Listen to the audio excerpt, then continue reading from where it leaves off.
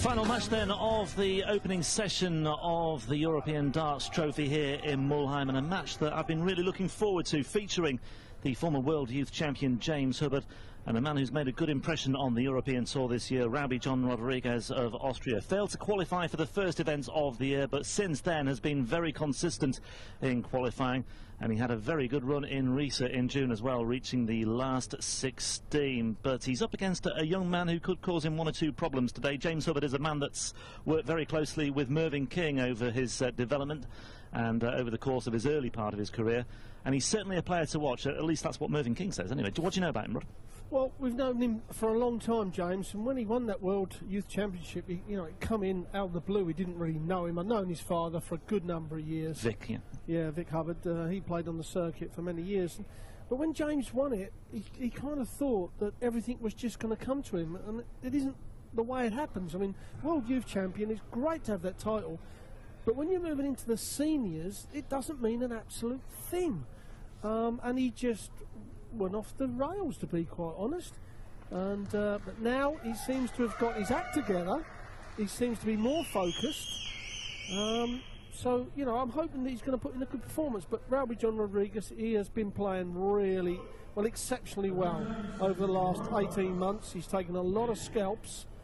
And like I said, Rob, it's a match I've been looking forward to. I always like it when the youngsters are going head-to-head. And it's going to be interesting to see who gets out the gate the quickest. Yeah, Hubbard only turned 23 in July. Rowby John Rodriguez looked about 12, doesn't he? 59. But yeah, like I say, he's a player, Rodriguez, who's made a good impression in Europe this year. Progressively, you could say he's getting better and better. Like I say, with that run to the last 16 in Riesa in June. 100. Hubbard, by the way, when he won the World Youth Championship, I think he beat Van Gerwen in the final, didn't he? He did. Yeah. Yes, he did. His first leg of darts in 96. Around 9,000 at the O2 was 11 darts. He actually had the best average on the day. Wow. And that's taken in the two semi-finals and the final of the Premier League. Yeah. So straight away we're thinking, blimey, we've got some talent coming through, but and then on the back of that, he qualified for his first European Tour event almost straight away. He qualified for the German Darts Championship, and he beat Adrian Lewis as well in that. And Lewis at the time was the reigning world champion. So, 60. You know, it was a real big announcement on the stage, wasn't it? And as you say, he's not quite lived up to that early billing. Still time. I think to be totally honest and cutthroat, that he started mixing with the wrong people. And the influence of those was not right. Instead of listening to the people that are going to give you great advice, 140, to 54. Enhance your career, he listened to people that, weren't that interested. So, but hopefully he's back on the right road. So 24 to wrap this first leg up with the throw. And he does so with just the one dart. Terrific year 2012 for James Hubbard, like I say, World Youth Champion, beating Adrian Lewis in Germany 44. And then reaching the last 8 of the European Open in Dusseldorf as well, and that earned him a place in the World Match Play too. So it really was a terrific few months for him after becoming World Youth Champion. Well, James Hubbard won £45,000 that year. You know, from winning the World Youth Championship right the way through the year, the Grand Slam 81. We put him in. And since then, I don't think he's earned $45,000 in the last 3 years. Well, he's guaranteed £1,000 for qualifying for this. 40.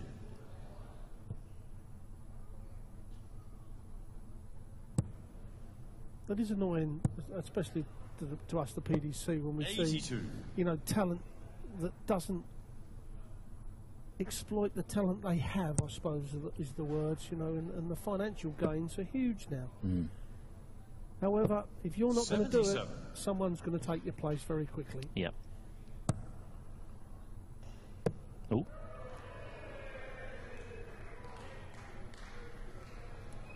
Well, the lights have gone out literally here. The emergency lighting has clicked into action. I think we'll have a slight delay while we get back to normal. There we have it. We're back. The PDC found an extra 50p for the meter there. The things I have to do. I've just stuck £2 in the meter again now. It's ironic as well. This the venue we're in is the RWE Sporthalle. RWE being one of Germany's biggest energy suppliers. Yes, it is, yes. But fair play to Relby. I mean, his last start before it went, he wants double top now. His last start before the lights went out was a treble 19, and then afterwards he followed it up with another treble 19. So it's a good job it wasn't a match start there, for example. It could have been a very different story as it is early stages. And Rodriguez needs double 10 here to level things up. Double 5. Ooh, that's messed things up. 16. Well, let's give Hubbard an outside chance to break the throw here. 103.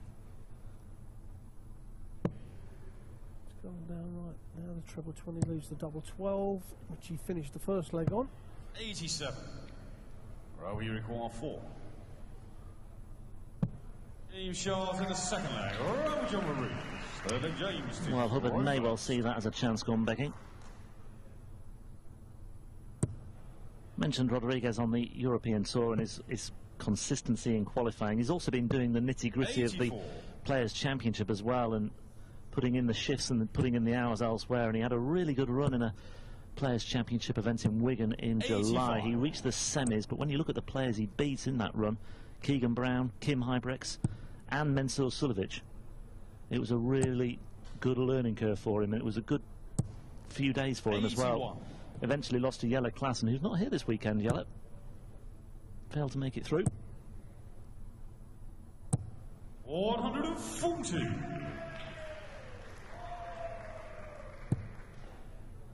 And the lights have gone out again.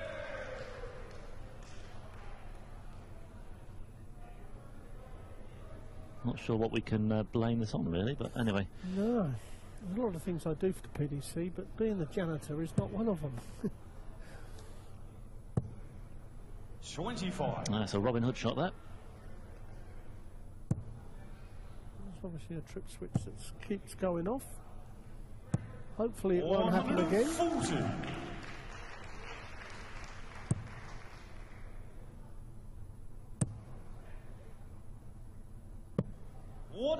Well, fair play to both young men. They've got on with it. Got on with that. There are one or two players who might well I was going to say. Oh, yes.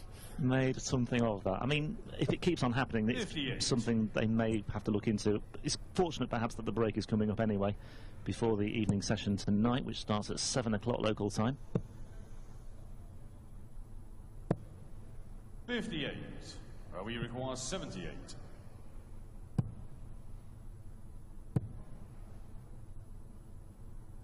So Rodriguez here with a chance of a break, and he takes it as well.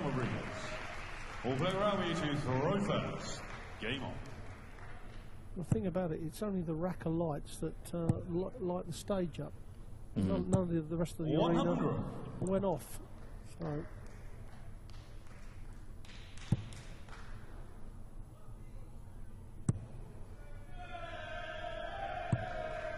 35. Well, that's not very pleasant. People... It's all well and good cheering for a player, but when a player throws a score of 35, to respond like that isn't really in keeping with what it's all about. Jihan Arthur had one or two things to say about the crowd after his defeat, by the way. 45. Just people calling out at the wrong time, and yeah, when there's not a big crowd, you tend to notice it more when. Because when there's a huge crowd, it's just like general hubbub in the background. But there's no question that James, forget about the crowd, James is drifting into the fives terribly. Yeah. 49. 5 successive drifts into the fives there. And Rodriguez, well, he had an outside chance of a finish on 164, but he'll be back anyway. 64. He's taken out the 64.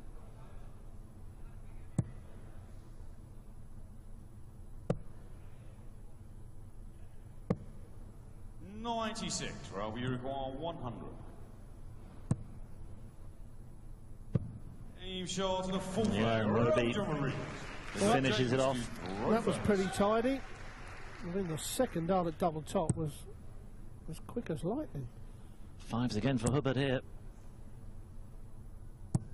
55. Yes, and even the darts that are in the 20, a lot of them over onto the left-hand side, which suggests a little bit of tension problem.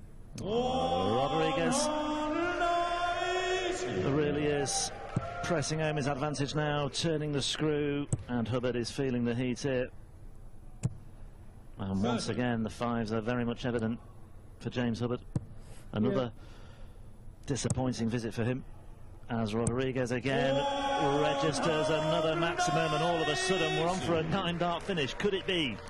Well, we say he hit the 180s against the throw, and he's gone hit 2.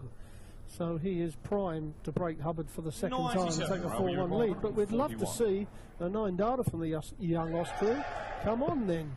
Oh, that was too quick. That was too quick. Well, he gets a nice round of applause from the crowd here. Could be on for an 11-dart leg anyway.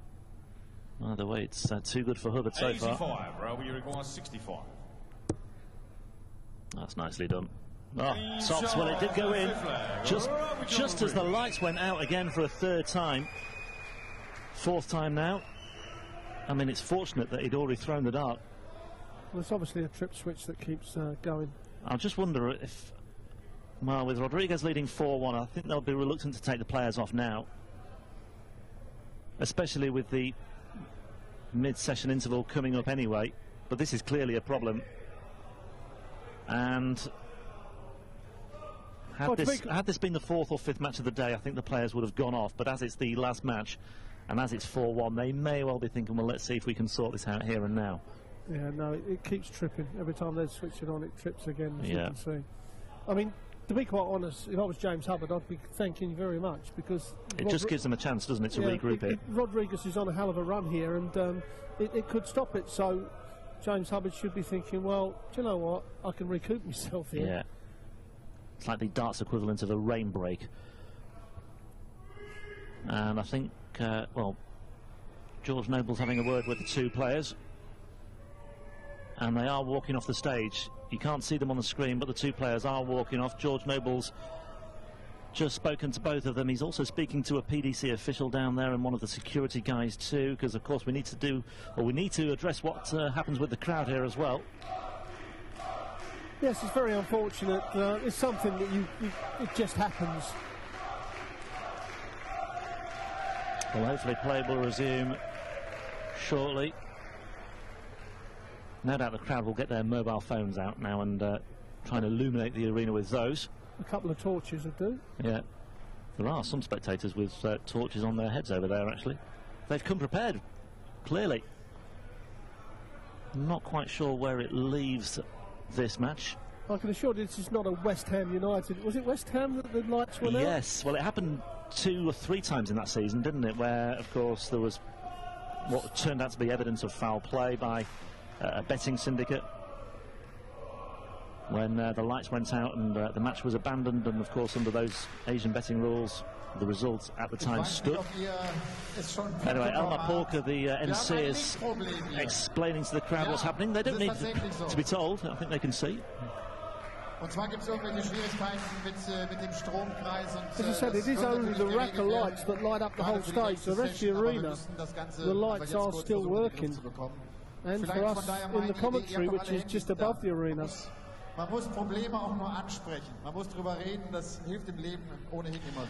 Just as a point, as far as the rules are concerned, with the break, do the players get another warm-up, or do they come straight back out? No, they should get 9 darts warm-up to just ease up. They would have gone back into the practice room, and they will be throwing darts, obviously, while they're in the practice room. Okay. You know, this is something that you can never, ever foresee that's going to happen. It just happens. As you can hear, Helmar explaining to the crowd. As you can see, the lights have come back on the stage. And hopefully they're not tripping at the moment. But it is ironic, as you said, this is sponsored by the local electricity company. Well, George Noble's back on stage. Not George Bray, George Noble. It is George Noble. I've had an unbelievable amount of stick about that. Yeah. Minor slip of the tongue. That's what we're in the job for, Rob. No. Yeah, I blame the fact that I went to see the comedian recently, or I saw him recently. That's anyway. your excuse. And I just got the two confused momentarily. Early start as well, love. You know how it is. Early flight from Heathrow. Anyway, here is the resumption, the warm-up, as you say, 9 darts apiece here. It still looks a bit dark, actually. Well, on the players it does, although looking down on the stage, it's okay for the players. It may be that light that's making it trip, the one that comes down onto the players, but I can assure you, as you can see from that picture there, the board is totally bright, no problem with that. Just while we have this warm as well, we talked about, you know, what you've been up to in the summer with the World Series and what have you. The World Match Play as well, we shouldn't forget about that. That was a terrific tournament as well in Blackpool. Van Gerwen getting his maiden title there, that was a big thing for him, wasn't it? It was, yes. I mean, you know, Van Gerwen is a very talented, emotional person, and when he won that, you know, he was just over the moon. And he was very disappointed in Australia and New Zealand. He just, you know, he said he'd let his fans down, he'd let himself down, it's a disgrace. Yeah, honestly, he was really distraught. That's the measure of him, though, isn't it? Yes, it is. Well, it's the measure of any great sportsman, isn't it? They want to play at the top of the game all the time. You know, he bounced back. You know, there are a couple of things I think he should change, to be quite honest. I think sometimes, as I've said so often, you know, it's great being a speed thrower, but I don't mean you throw the darts at that speed all the time. Sometimes you just have to check yourself, as Adrian Lewis did in New Zealand, and it proved, because he went on and won it by straightening up his last dart. Yeah, it was a good few weeks for AD down there. He's with us this weekend as well. Back underway here. Once again, Hubbard drifting into the fives on a couple of occasions here. Rodriguez with the throw, leading 4-1, just to remind you, after that minor interruption.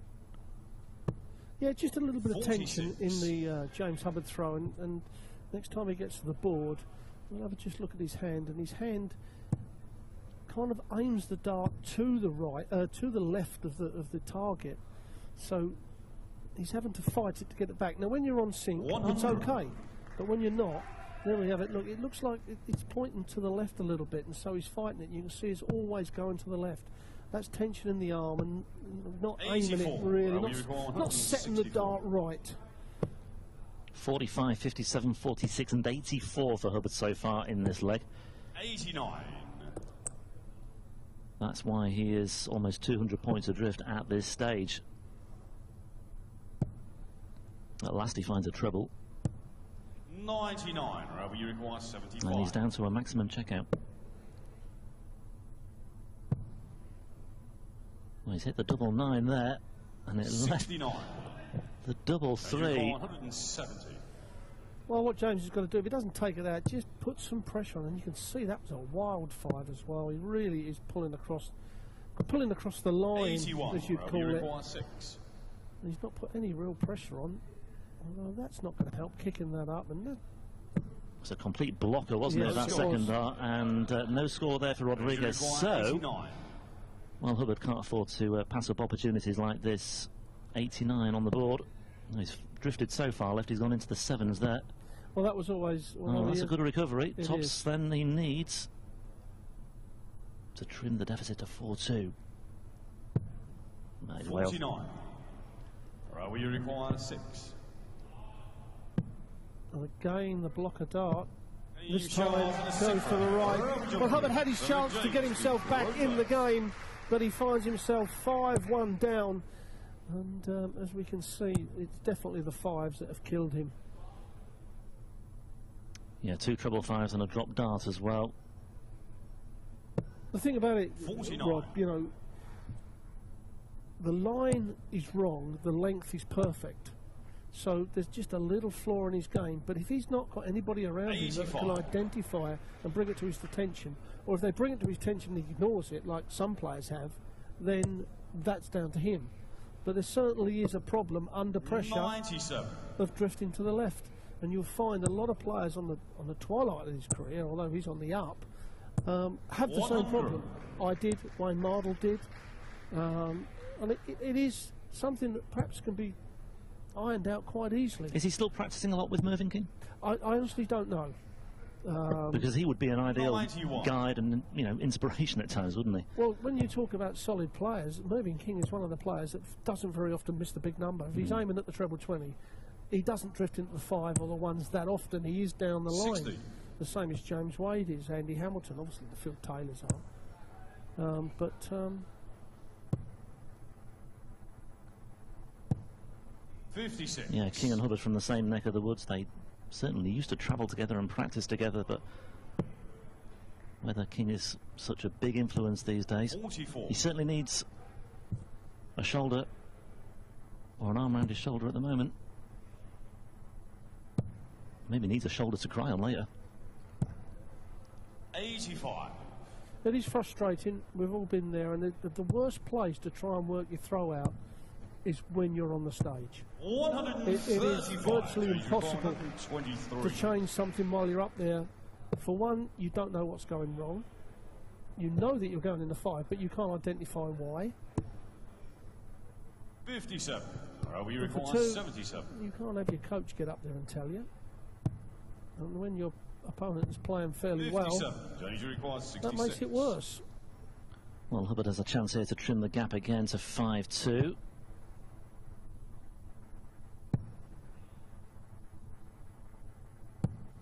And he fails to take the opportunity. 20. So double 10 for a 6-1 Yeah, win, John. and Robbie John Rodriguez, an emphatic winner over James Hubbard, the former world youth champion. Rodriguez, too good today. Hubbard really at times let himself down, drifting over to the 5s as the lights go out once again. As the lights go out on James Hubbard's tournaments here in Mulheim. Something for the organisers to look into during the mid-session interval. Scheidet aus. Robbie John Rodriguez The evening session to come from 7 o'clock tonight. So Rodriguez through to face Simon Whitlock in the second round tomorrow.